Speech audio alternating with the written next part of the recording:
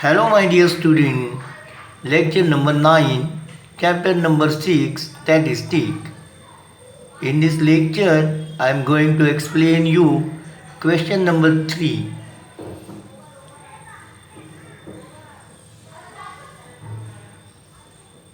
The explanation for frequency distribution is given in lecture number 8, and hence I continue this question 3 in lecture number 9.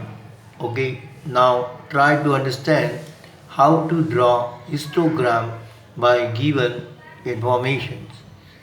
Now there the classes are given 10, 15, 15, 20, 20, 25, 20, 30 and 30, 35.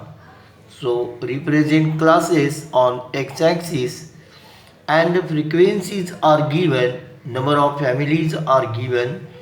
So here I take scale on y-axis as 1 centimeter is equal to 5 families. So 2 centimeter is equal to 10 families, 10, 20, 30, 40, 50, 60, so on. Okay. Now then I start from this point, which is at the center of the word page or your Cartesian system, and hence I put crank mark here because this distance is not equal to 10, but assume that it is 10. Okay, so now my first class is 10, 15 and related frequency is 30. So I draw this rectangle. Now then next rectangle, the class is 15, 20 and related frequency is 50. So this is my second rectangle, and in this way you draw remaining rectangles, but they are what joint rectangles. Okay. Now I will explain you example number 4. Question number 4. Time allotted for the preparation of an examination by students is shown in the table.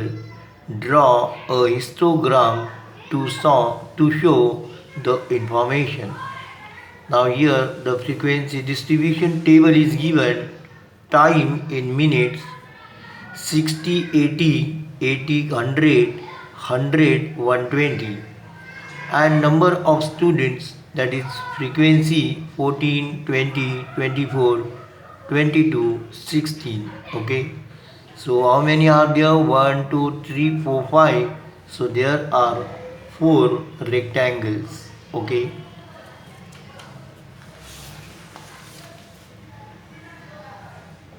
Now try to understand how to draw graph. First you draw your x-axis and perpendicular y-axis. This point is origin, and now then take your classes on x-axis. So 60, 80, 80, 100, 100, 120, 120, 140, 140, 160. So I start from here. It is approximately in the center of the page, and hence I put crank mark here. Okay, so mark your classes. My scale on x-axis is 1 centimeter is equal to 20 minutes. So 60 and 80, that means this is a 20 to 20 minutes, like this. And I take scale on y-axis 2 centimeter is equal to 5 student. So here 5, 10, 15, 20, 25, 30 and so on. And then I draw rectangles in this way.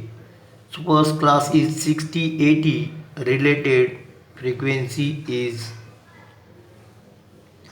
something less than 14 and less than 15. How much it is? It is 14. Okay, so it is somewhere here. So this is my rectangle. Similarly, I draw second rectangle, class 80 100, frequency is 20. So this is my second rectangle. In this way you draw remaining rectangles. Okay.